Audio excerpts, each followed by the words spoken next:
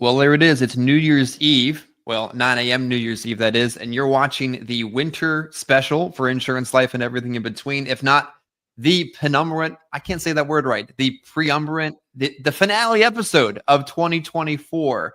Pre-recorded, but for all essential purposes, live with you guys today. We have Adam to my right, Nick over here, and I'm sure Adam will rotate the screens as we go just to throw me off my game. But we're going to take the next 25, 30, 35, maybe 40 minutes and just kind of there we go. Unpack 2024 because it was an interesting one. It was a fun one. As of recording today, it's one we've all mutually survived, which is nice. And we're going to start off with a really interesting story that I think Nick's going to love to talk about. Adam got a firsthand experience watching it take place, and we're going to talk about it for the benefit of the viewing audience because it does have a kind of a parlay back to what we do. Nick, I got hacked on Monday. I was trying to be modern and up to date, and I went from printing my leads this year to putting them on my iPad, and I thought, let's end the year by running ads. Sure, well, yeah, great idea. Yeah, run ads. What an evolution over a 12-month period, right? For sure. Bad idea. Bad idea. Maybe I should just buy leads or pay someone to do it. So I put up some ads. I had someone walk me through the process, even utilizing Go High Level, like getting crazy. Fancy dance. Yeah. Oh, sure. Man. Well, I thought it was fancy until I woke up the next day to this email that said I had done something wrong with my ads and I needed to click here. Like when you hear this, you realize how much of a bad idea this was. Yep. But in the moment at 5:30 in the morning, you think to yourself, oh no, I don't want all my accounts closed. I clicked the button. I know exactly what you're talking about. Yeah. Yeah, I clicked the button to protect myself from my account being shut down, and my account was shut down. Some wonderful hacker got into my account, and probably with the speed of AI and automations, maybe even Go High Level. He had changed my password, my phone number, all of the things. And within a moment's notice, the account of 15, 16, 17 years had disappeared. Yikes. Needless to say, got the account back this morning. Haven't been able to change my password yet, but sorry, hacker, it's a different email. You can't catch me. And over the course of my time in the field Tuesday, my time in the field Wednesday, besides my screen time being significantly shorter, I thought for a second, if the insurance world isn't on Facebook and I'm not on Facebook to be in the insurance world, is any of this even real at this moment? Like, if nobody posts a video about selling $1 million in a single day, does it even happen? Right. And I'm thinking, we live in this echo chamber of stuff, and the world still turns even if you're not sitting in that bubble. It was the wildest thing. What is the sound of one insurance person clapping? Nobody heard it. Yeah. Interesting. That one sucks. Really sucks. It is my least favorite thing about running ads on Facebook is the absolute barrage of phishing attempts that you will get hit with. Man, I got caught. I didn't fish. I got caught. Yeah. And so that really, really sucks. I'm really sorry. My immediate question for you is like all your other passwords are safe. Like they can't get into your bank account and stuff because they got your Facebook. Oh, so far so good. I mean, okay, good. Hopefully. Luckily, I had moved all my money out of that account and some unrelated venture. I'm moving my bank accounts around. Recently married and moving stuff the way it's supposed to be done when you're married. The account it was linked to, I don't think there was any money there anyway. So yeah, hopefully. All right. So as long as you're safe, that's the number one thing. I haven't been human trafficked. That would also be bad. Also good. Yeah. Identity was not like stolen. Like nobody's filing income tax returns on your behalf. Not yet. And collecting. You wouldn't want to. Well, I mean, they would say that you made $0 and that you're owed like this huge refund, right? Oh. And then they would be collecting said refund, and then the IRS would catch you and arrest you. Yeah. Oh, Adam's gone. Bye, Adam. He'll be right back. It felt like for a moment. Have you ever seen Enemy of the State? Yes. Yeah. Or the Sandra Bullock movie where she meets a guy in a boat and she comes back and her life's gone. Yeah, absolutely. It is an awful thing, and I am really sorry that happened. That being said, nice for you to have gotten to a chance to unplug a little bit and to not be part of the absolute insanity that is kind of the Facebook social media space. I have been myself kind of consciously backing away from the Facebook social media space for just a couple of weeks because I'm trying to give myself a little bit of a vacation. And it turns out it's not so good for my mental health to be arguing with people on Facebook about what they're doing wrong with their business. Why do I care what you're doing wrong with your business? Run your business the way that you want to. Do stupid that things. shit into the ground. Yeah, do stupid things. Pick up the pieces. Like destroy your business. You'll be selling pizzas in like a month, and I don't care. Or like if you are a captive agent working for AAA, it should not bother me that you're telling people to look for annuity sales in the final expense market. Because sure, lots of final expense people have $500,000 and $600,000 to put into an annuity. Yeah, like that's just really common.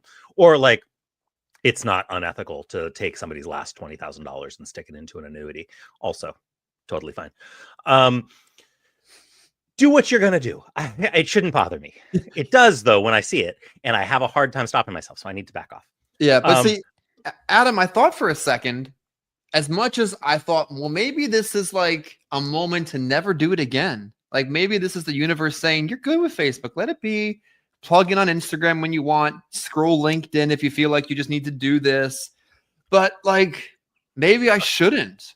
And then I thought for a second, none of this would exist. Like this content that we create to help somebody out there watching it. None of these relationships would exist if not for this awful medium that has such good and bad in it.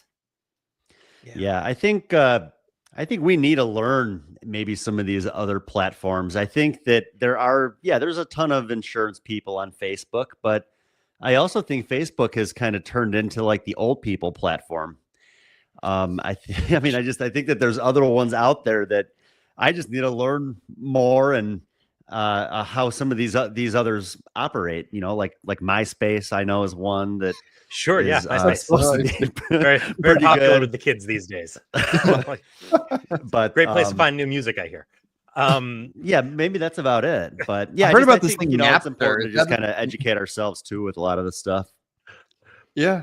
Like legitimately, I'm told that there's like a lot of stuff happening on LinkedIn for like professional development type of purposes. But like, I don't know. It depends. I guess it depends on what you're looking for from your social media. I mean, yeah. I did year in review, things that I did this year that I have never done before. People that I've met that I'd never met before, things that have changed my way of thinking. I met somebody this past summer, this year, who is really, really big into marketing ACA on TikTok. And I don't have a TikTok account. My kid's 15, loves TikTok, all about the TikTok. But TikTok, it is not for me. But this guy I was talking to, and he's he runs ad campaigns for ACA, targeting people who are getting ready to go off of their parents' insurance. So he's targeting 23, 24, 25-year-olds who are getting dropped. Yeah, who are on TikTok, getting dropped off their parents' insurance, but don't have a good job that has decent insurance coverage. And he's like, everybody says you want to stay away from the young folks, but nobody's marketing to them because conventional wisdom says stay away from the young folks. And these people need help too. And this business is crazy sticky. Like everybody complains that ACA, the problem with ACA is retention is terrible. And you spend all your time trying to make sure your book of business stays together. He's like, I have none of that problem with these guys. These guys, these people have been on my book for like 2-3 years at this point, and it's not been a problem. And it's been extremely successful. And the ads are super, super, super cheap. And listen, this is not what I do. I'm not getting into the 23-year-old insurance market at any point. Like I'm not ever going to start targeting 23-year-olds. It's just not what I do. I have my market, but it is an interesting thing. Like the way that we think things need to work and the way that conventional wisdom says that things have to work isn't always tested. Yeah. It isn't always. It isn't always true because it's just a thing that people have said often enough that everybody believes it. And oftentimes there is value in challenging the conventional wisdom and finding out if there is a different way.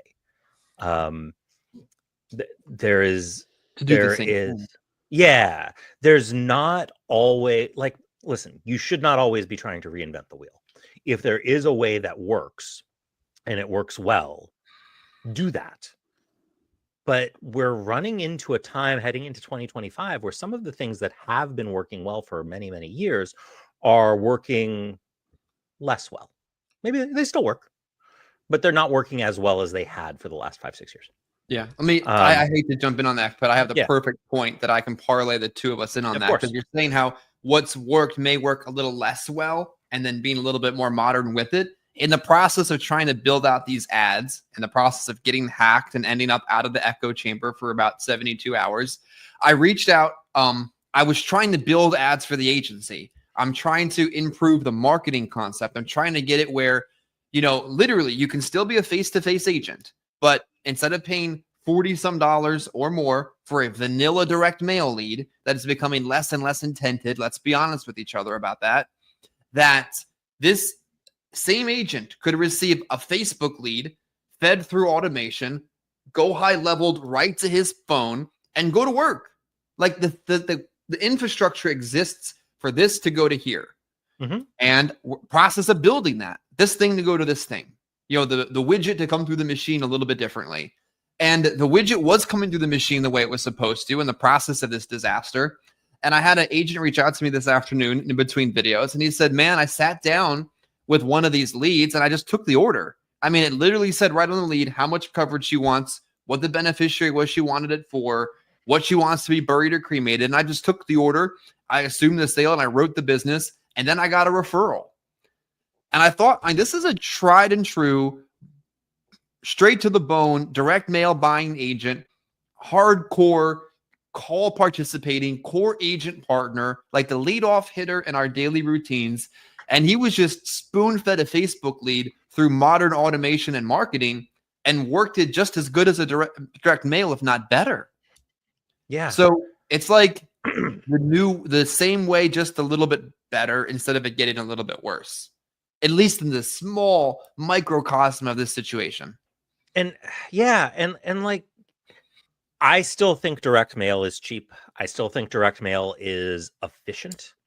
I still think direct mail is, for a new agent, going to be the best choice, because direct mail has intangible qualities that make it in many ways easier to work than something like a Facebook lead, which does require a little bit more skill.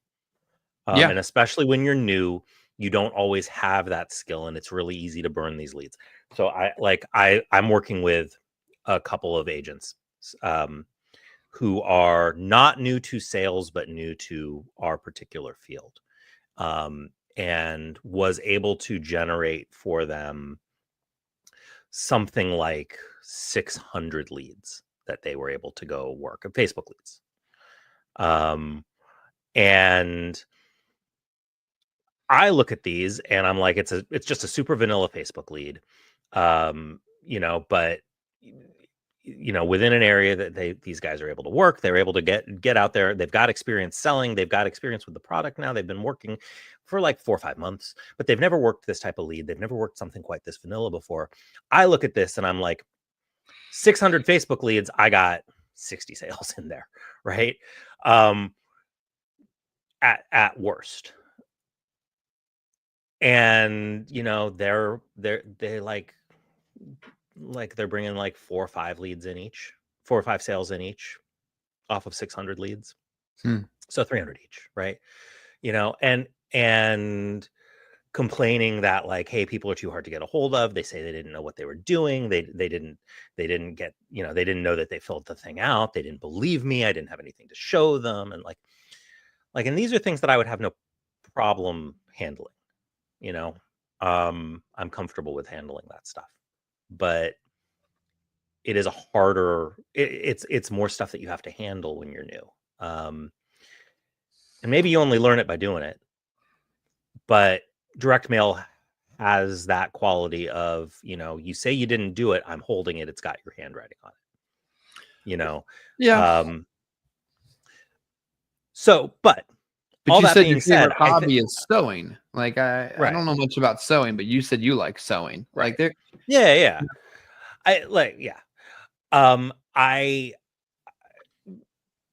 I feel like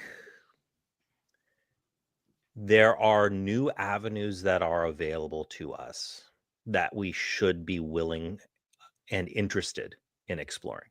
I think that is very real. I think that is a job for seasoned agents, not for new agents. I think the new agents should be sticking to the tried and true methods because usually their margins are thin and they don't have the ability to screw around. And if an experiment fails, it can put them out of business. Yeah. If I do an experiment and it fails and it costs me $30,000, I don't give a shit. Like, it's fine. If somebody else spends $30,000 and that experiment fails, they are out of business. Yeah. But I think the thing that is most interesting to me is getting out of, like you were saying, the echo chamber and seeing the methods that have already been proven successful in other related fields, or even with people who are in the same field but are not in the same echo chamber, and taking some of those ideas and applying them to what we're already doing.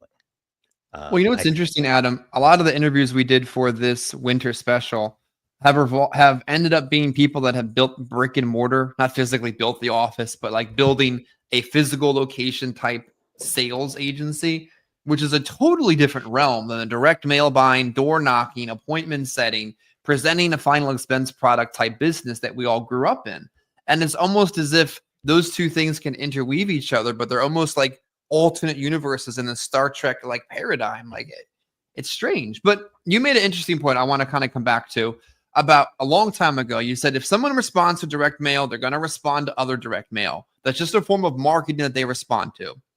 And I almost wonder, because we've been in the same demographic pool for 10 years, some people have become 50, used to be 40. Some people were 80 and now they're deceased. But really that core like mix of people have been responding to mail the same way for 10, 15, 20 years, and maybe they're saturated on it. And I don't know if that's a tangible thing that we can do anything with, but maybe alternately similar forms of marketing can reach a demographic differently than they've been used to being reached before. Maybe direct mail costs have gone up because Mabel has received the same card every 90 days for the last 15 years. She's been 65 to 75. I think that is true, but is that not a feature also? Like, is that also not a benefit of direct mail? Sure.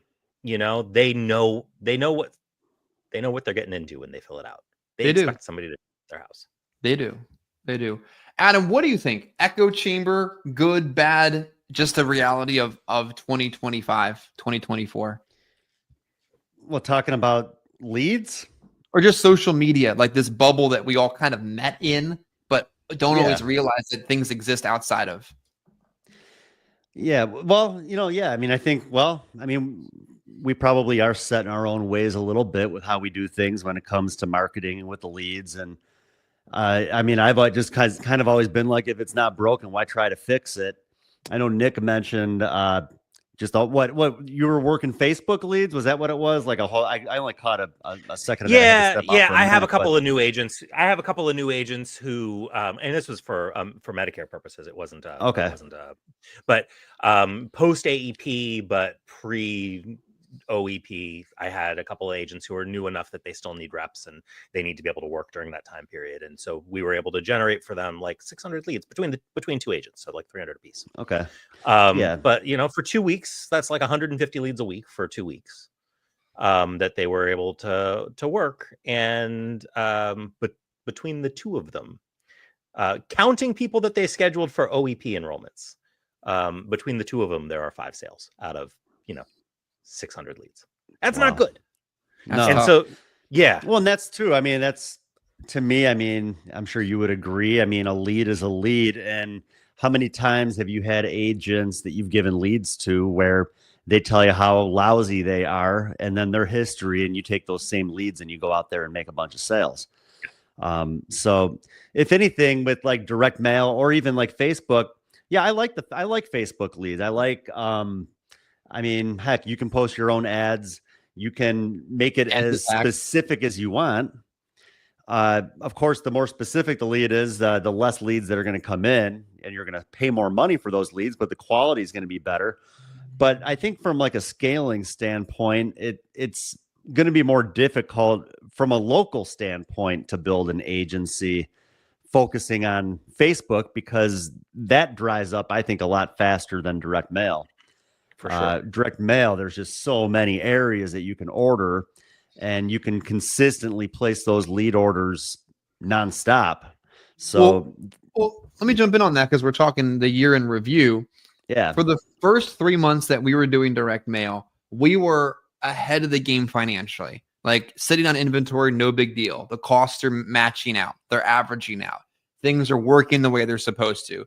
You need 20, 36 came in. Like everything was working exactly as planned. No big deal. Election season rolls in. AEP comes around the corner. And we went from things in direct mail land working absolutely perfect to, oh shit, like, oh shit kind of stuff. Costs completely out of whack. Return rates went from, I'm just ballparking numbers, 3% to 0.2%. Like it just took a straight nosedive into the toilet over the next 3-month period. And when you average those 3 months together, program, not profitable, not anything but a loss leader, like they always said in the IMO land, my leads are the loss leader in our agency. Yep, that happened.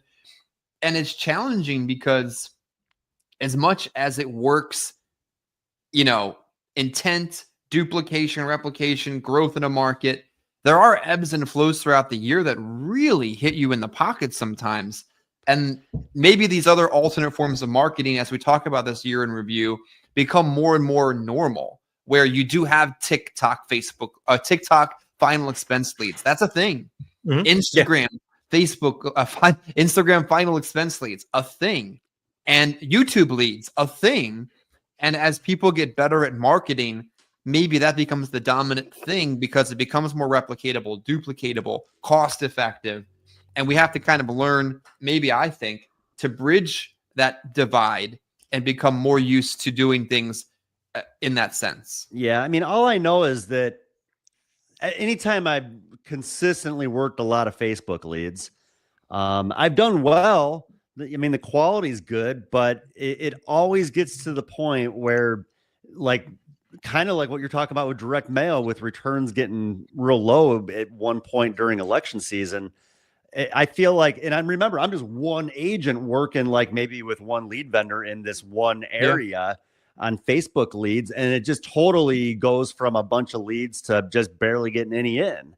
And so that's where I'm saying, like, if you want to scale and if you want to scale locally, it'd be very difficult to do that just focused on the Facebook. If I'm just working with one vendor in one area and I know nobody else is ordering that area and it just totally dries up. I mean, it may be good for one agent, but if you want to really build something, I still feel like direct mail and having that inventory and just always having that steady flow of new leads coming in. If it dries up, you still have that inventory. And it's just a matter of training agents what to do in those times. I would rather, if you focus on the direct mail, well, then you can always supplement that with leads that are going to come in quickly. Some Facebook leads. If you have a slow week, you can always place a quick lead order, and hopefully within 24 to 48 hours, you have some leads for that week coming in through like Facebook or through other digital platforms or whatever. Yeah. Well, interesting enough, like just going back into July here, you get average returns 2.2, 2.3, 2.9, 3.7, 4.4, 3.4. Then you skip back into November, 1.1, 1.2, 1.3, 0.4, 1.6, 1.2. Like it's 0.93. It's really almost like a new agent's head too. Sometimes I sold 3,000. I sold 0. I sold 3. there's so much ebb and flow to what we do. We have to, I guess, find that happy medium in between it all. Yeah, I agree. Yeah. Well, and so trying to keep on the theme of the echo chamber, listening to what you're talking about, Adam, and and I do wonder, and again, like, it's not like I do this. This is just thought experiments on my part, right? Like, I go out and buy leads, go out, run the leads, knock on the doors. But if you were looking to build a local agency and really dominate a particular local market, I do wonder if we took a page from the property and casualty agents or the, longer term full-time health insurance agents. And we started running local presence ads where you're not trying to develop the lead, but you're trying to develop your brand. And you start running very low cost but very high reach ads about, hey, I'm the insurance guy in wherever. I'm the insurance guy in pick a small enough area, North Wales, Pennsylvania. And I'm that guy, and if you need something, call me. And you spend some time on like Google Business SEO locally, and you couple those Facebook ads with maybe some postcard campaigns, and you couple those Facebook ads and postcard campaigns with some TikTok videos and an Instagram account, and maybe you buy a billboard or two. And I don't know that anybody's calling you to buy final expense, but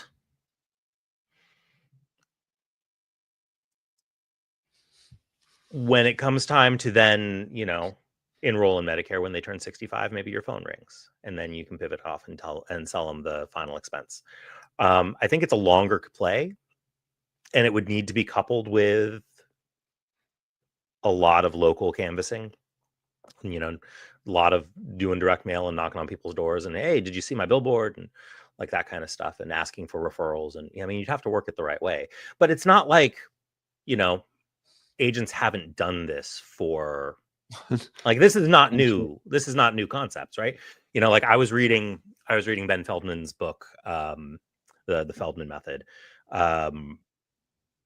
last week. Just kind of going through some stuff, looking for ideas, the things to talk about on training calls and stuff. And he talks about doing essentially this. Like he was making 60 to 70 phone calls a week trying to get like 4 appointments, but he was cold calling people, like cold calling people out of the phone book, 60 to 70 people a week with the hope of getting 4 appointments a week. And of those 4 appointments, he was expecting to close like 1. But he was closing 1 for like $1 million. I don't know how directly translatable it is, but I think it's interesting to try and think about things sometimes in different ways than we think about them, and try and figure out how to make those things relatable to what it is that we're doing. And mostly just because you said dominating the local market. It would be an interesting idea to build that out, build yourself out as an agency, and not just an insurance guy, not just a final expense guy. Yeah, it's a very different realm. Over the course of the last year, Adam, as we've experienced the ebbs and flows, what do you think are some of the things that in your business worked really, really well this year? And then I'll kind of throw the same question to Nick. Things that worked really, really well this year. I for the most part was just personally producing, I would say, for the most part this year. And I would say that what worked was just being consistent, having the steady flow of leads. I don't think there was a week that I didn't have new leads coming in. So just having that steady flow of leads on a regular basis. And that's just something too, like kind of like what Nick was talking about with kind of like doing some stuff that's outside the box a little bit. I think that anything outside the box, I almost look at it as like an added bonus. I just kind of feel like if you know what works and it's working, just keep doing that. And I've even had agents in the past, I'll have a guy in the car with me. I remember one time I had a guy in the car with me who he was all about running this radio commercial.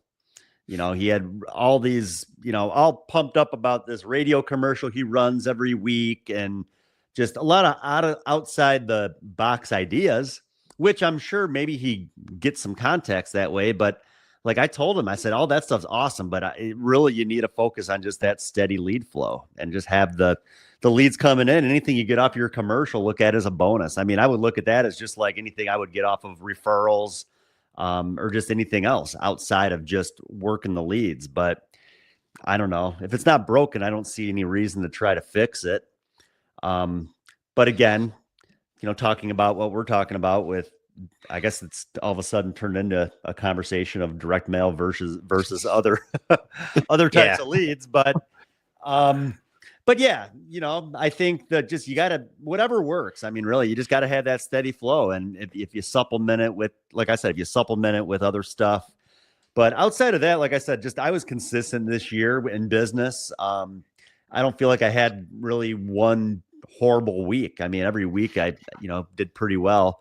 For the future, I mean, really, I mean, my goals for next year is just to really start to focus more when I'm not out in the field on recruiting and bringing more people in, and just doing something that I really can to build this thing. And I know, Chris, I know you're in the process of putting that CRM together, and I think that should help too. Just little things that can attract new people, and heck, technology, maybe the younger people too would be more into a lot of that. I guess, I mean, I just sound like an old guy sometimes. I'm just so old school and just taking leads and going out and working them and making money. Yeah. I don't need all that other stuff, but some of the younger guys, maybe that's what they'd be into, is some of this new tech stuff. I mean, you spent a lot of money on leads this year. I'm looking at the Stripe account, and according to Stripe, you're a top spender. Congratulations, Adam. Oh, thank you. Nick, what do I get for that? Money in your bank account, and a lot of paper on your iPad. Nick, what worked well for you this year as we talk about a year in review? I mean, like the same thing, right? Like, go buy leads, and like, it's interesting. I don't know that this, like, the conversation we're having should really be direct mail versus other, right? Like, that's not really it. Like, that's not what the echo chamber is reinforcing, right?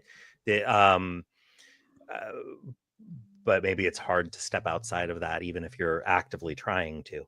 But yeah, I got direct mail leads every single week.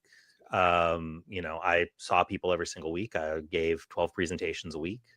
Giving 12 presentations a week is the only thing that matters. Like, I don't care how you give 12 presentations a week. I don't think that you should, like I said before, if you are new and you don't know what you're doing, and you're not established, and you can't afford to burn $30,000 or $40,000 at a drop, which I'm assuming is a lot of people who are watching this, just go buy direct mail leads. Like, unless you can set $40,000 on fire and you don't care, that's what a billboard costs. Don't do that. So, like, flaming billboard. Yeah, right. Like, don't go spend money on a billboard if you can't afford to not make money on that billboard for 5 years, because it's going to be like a 5-year long investment before you see any return on it, right?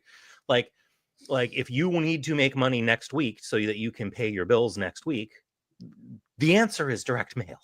Go buy direct mail every single week. Even aged direct mail. Yeah, Chris, you gave me like 50 aged leads that were 3 years old. Absolutely. A few weeks ago, I bet I've written at least 2,000-3,000 in premium so far off of them, and I know I still have more to come. Well, and and what is even aged, right? Like, this is maybe an echo chamber concept. Like, for me, I personally feel like the very, very best direct mail leads are like 3-month-old direct mail leads. Like, I think those are 18. Yeah, I think if it is 3 months old, maybe 6 months old. 6 months old, I like too. But like, in that, like, less than a year, but not brand new, man, those are great, because you know what?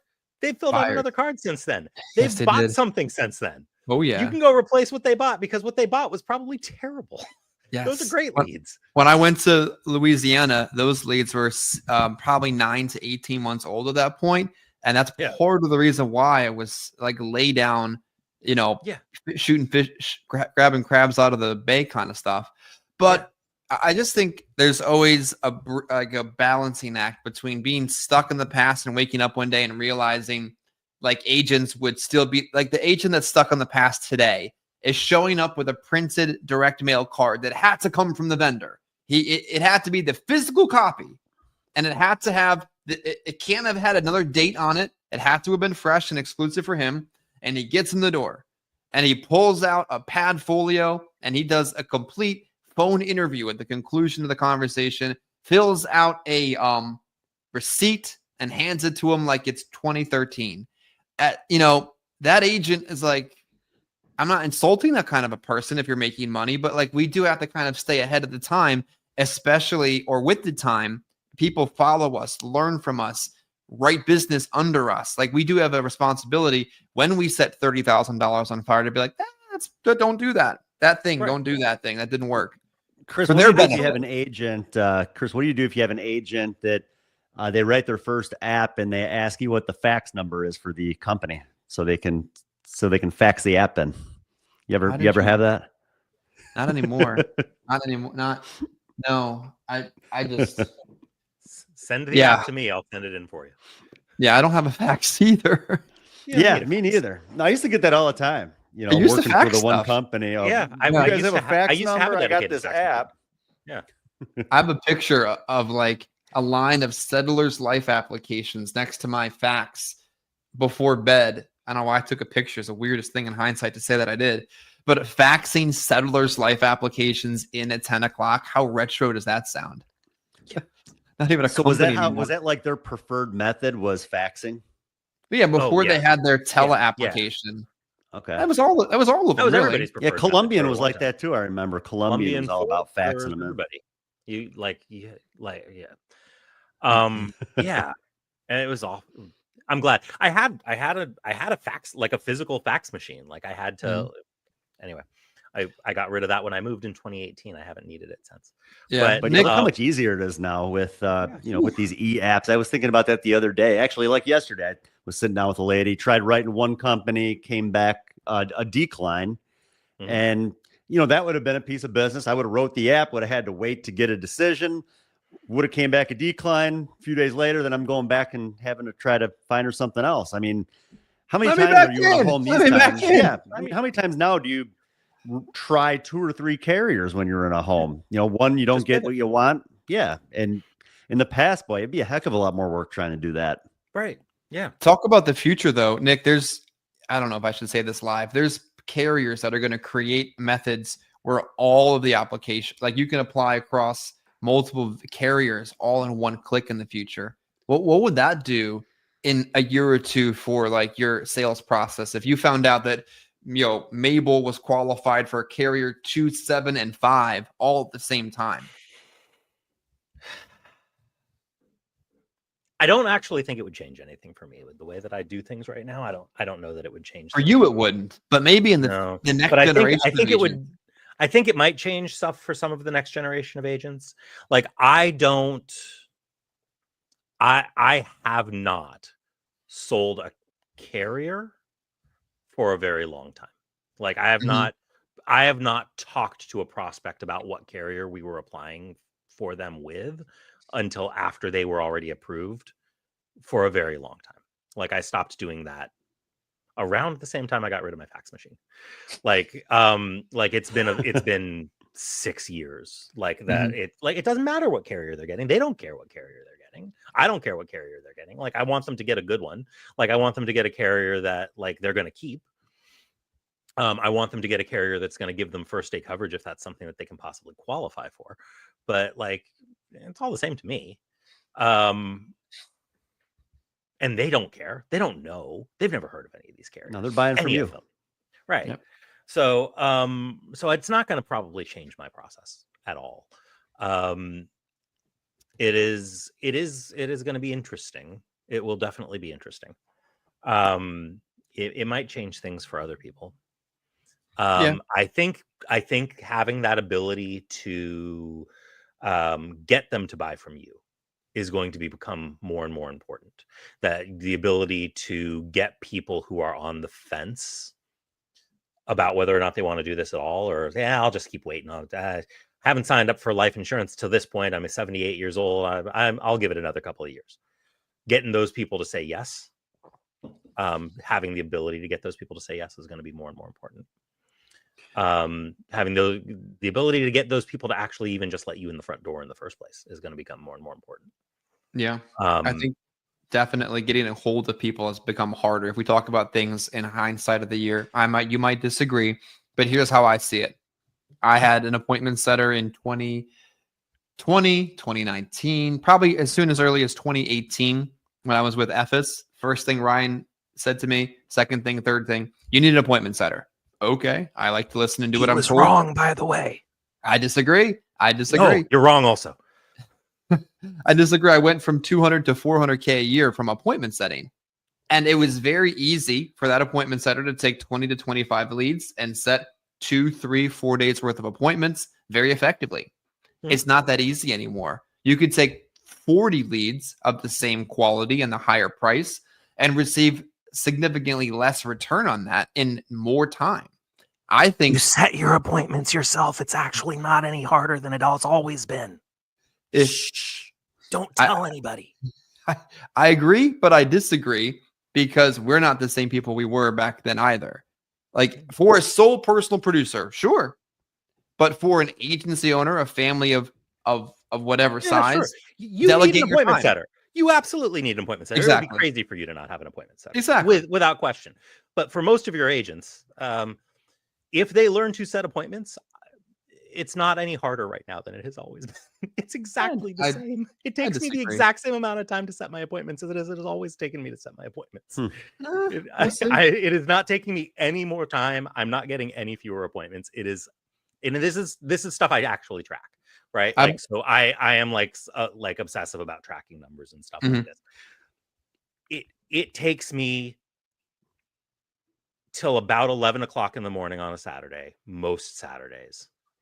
Sometimes I'm done by 10, but those are rare. In my mind, that becomes very like the days that I'm done setting appointments by 10 are like, oh yeah. And so those really stick out.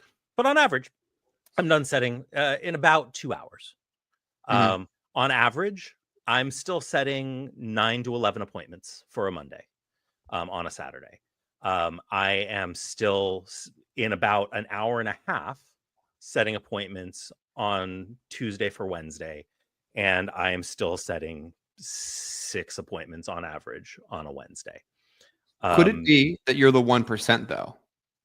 I don't think so. I mean, like maybe, but I don't think so.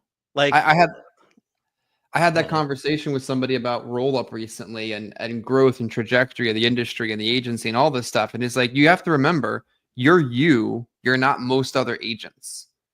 Like most agents don't qualify as you would, Nick, for multiple trips, multiple carrier conventions, multiple years of success. Most people aren't you. But the complaint that people are having is that people aren't answering the phone anymore. And like, I don't have any control over whether people answer the phone or not. Like that is absolutely beyond my control. Now, maybe I'm setting with more people that answer than most people do. Like maybe I'm like that. I'll give you, maybe I'm very good at this. If you answer the phone, pretty much you're setting an appointment with me. But people have to answer the phone. And like that, like that's the thing that people are being like, hey, you can't set appointments anymore. Because nobody's answering the phone. I've just not found that to be true. I run a lot of leads. I run a lot of appointments. It just hasn't been true. How many attempts do you think it takes on the phone to set up an appointment? Like how many times on average do you think you have to call a lead before they pick up? So before they pick up, I don't know. I kill calling leads after I've called them about 35 times. So if I've called somebody 35 times, I don't call them I'll go and door knock them, but they move into my CRM. They move into a different category in my CRM where they're just not on my calling list any longer. But most days, I sit down with my new leads and I call through all my new leads once, and I get as many appointments as I get. I usually get several. And then I go back to the beginning and I call through all of my new leads a second time, and then just keep calling down my list. So usually I've booked my whole day before I start getting more than 2 or 3 people into the rest of my lead list. Usually I've booked my whole Monday off of just the new leads that come in. We'll see. I think it's just one of those things that, it's kind of like now our appointment setters still not very good. Yeah, most appointment setters are still not very good. Yeah, I think it's important that when somebody asks themselves this question, they ask themselves, with the amount of time that's invested in that, what else could I or should I be doing? Just like any delegating task that you do in your business, what else could I or should I be doing in that 3-hour block of time? I'll share an interesting point of the interview, and then we're going to circle back to what do we think next year is going to look like. I did an interview with Ruben during our winter series, very successful, probably one of the nicest people I've met in person and in this industry. And he said something to me about how he's trying to clock out at 6 p.m. He's trying to be more present with his family because the amount of time he's poured into his business the last 10 years, he feels like he missed his one of his children growing up. And I'm like, that's really powerful and honest and transparent stuff that he just said for anyone that's going to watch that to hear. And I don't care how much money I put in my bank account at the end of my journey in this business. I want to be able to have my kids say to me, not say to me, but say to others, he was present. And as Nick, you said at some point this year, you get to a certain amount of money in your bank account and it almost doesn't move the needle as the same way as, other aspects of existing in a life need to be. The whole channel, insurance, life, and everything in between. You could write $1 million a year of personal production, but if you didn't form any personal relationships along the way and you die, ain't no one showing up at the funeral. I had sadly to say. But let's talk next year in our final 13 minutes. Adam, what do you kind of see 2025 looking like in your business? And then we'll go to Nick for that question. Like I said, I need to start focusing more on overall premium and not just my own, and really start to build something so I don't have to work as much as I do. Had a few obstacles this year, lost some renewals and some income, and working more to pay that back now or to make up for that income. Kind of like what you were talking about, like to get to the point where I do have more time to spend with the family. They know, though, when I'm out in the field that, it wouldn't matter if I was working locally or if I was out of state. Those 3 days, I'm not around. I'm gone 8 a.m. till, heck, the other night, like I said, I didn't get home until 10:30. So you just never know what you're going to run into. But again, I do this for them so they can do the things that they want to do. So regardless of whether I'm here or not, heck, my 18-year-old, if it wasn't for me, he wouldn't be in college right now. He wouldn't have, anybody paying his tuition. I'm the guy. So just things like that. I do it for them. But yeah, next year, I want to start building more and trying to get away from it's just so easy when you're personally producing to just go out and make more money when I'm just depending on me. But I need to kind of take a step back from the personal production and really start to focus on what I've been really good at in the past. And that's just really helping develop agents. Well said. Nick, what do you envision your 2025 looking like, or your agency, or you personally? Yeah. So I want to point out for everybody who's watching something that Adam just said, though, which I think is really powerful. And I don't know if he even quite realizes what he said. For 3 days a week, he's not really available. But what's unsaid there is for 4 days a week, he absolutely is. And that is a lot more time that you get to have available to your family than most people working a 9-to-5 job will ever have. I mean, that is the best thing that is possible about this job. Like, and I think Yeah, you're right. goes over, like, that's really a lot of hard work and it's a lot of long hours, but man, that's a 4-day week. Like, it's a 4-day weekend every weekend. I know it doesn't come as like all a stretch, but like, that is an amazing thing that this job gives us the ability to have. I myself am looking forward to kind of continuing to grow what I've been doing. This has been a really, really like shockingly successful 2024 in a lot of ways, for me personally, for my agency, for a lot of stuff. And there are, I think, a lot of opportunities that that are available because of that, in terms of ways that I can grow and have more time to spend with my family and have more time to do things like travel and like go see my grandmother, who's going to be 93 years old pretty soon and lives on the other side of the country from me. And like, who knows how much more time I'm going to get to spend with her, and like do that kind of stuff. So that's what I'm looking forward to in 2025. But I think the grind of it all gets so focused on, because you got to work hard. It is a lot of hard work, and you got to put the time in. That it is very easy to miss the very real upsides, that working hard for a couple of days, like really genuinely hard, like really focused and hard work, long days, the upsides and the benefits that having that affords us. That, you know, people who make money like us are doctors, people who make money like us are lawyers, people who make money like us, CPAs. These people all put in really long hours too, but like 80-hour weeks, long hours. You know, these are people who don't get to spend time with their family. You know, you talk to a lawyer who's making $300,000-$400,000 a year, and they're working round the clock, you know. And we have a really unique ability to be able to have that balance in our lives. And I think that's something that's easy to lose sight of, because the need to work and the need to be very focused during that time when you're working gets really emphasized.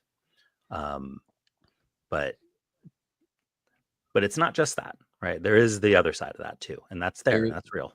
There isn't everything in between, and we appreciate you guys taking the time to spend your year watching whatever amount of the content you've taken part in, and hopefully something we've said has resonated with you, made you better, allowed you to make more money and impact more families in your community or over the phone or however you sell. Our winter special, our gift to you, only thing we ask in return is gift it back, share it, like it, engage with the content so that others that don't even know it exists are able to connect with it. Nick, thank you. Adam, appreciate it. And you guys have an outstanding conclusion and New Year's Eve or New Year's Day, or New Year's Eve, 31st. Happy New Year. Take care.